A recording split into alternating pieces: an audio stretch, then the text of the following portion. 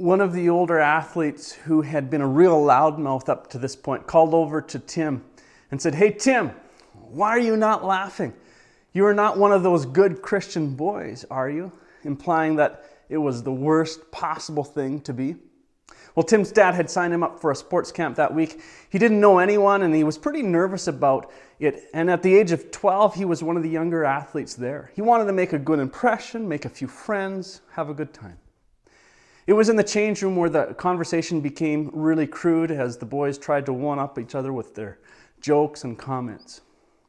Well, for a moment, Tim froze. He was shocked by the team's words and that he would come at him so aggressively. Tim looked up. A few snickers and quick-witted jabs broke the silence of the room. Soon a smile came over Tim's face and he said with a loud voice, "Yes, I am a Christian, and it sounds like you should join me." The other athletes started to push and poke fun at the older boy who had confronted Tim.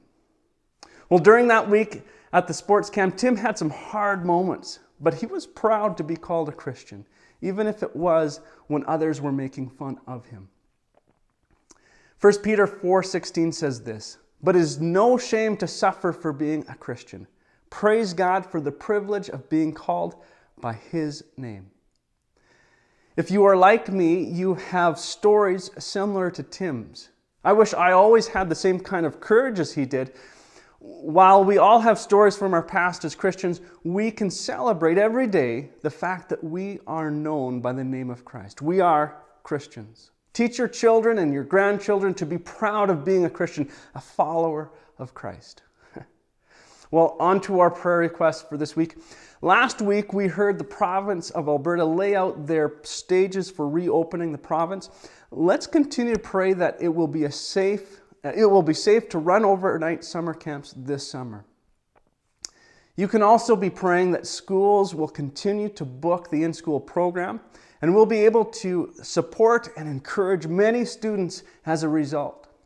Finally, let's continue to pray for young Christians, that they will have the courage to be like Tim, unashamed. Hey, thanks for praying. There's no ministry apart from Christ. Pray with urgency and expectation. I will talk to you next week.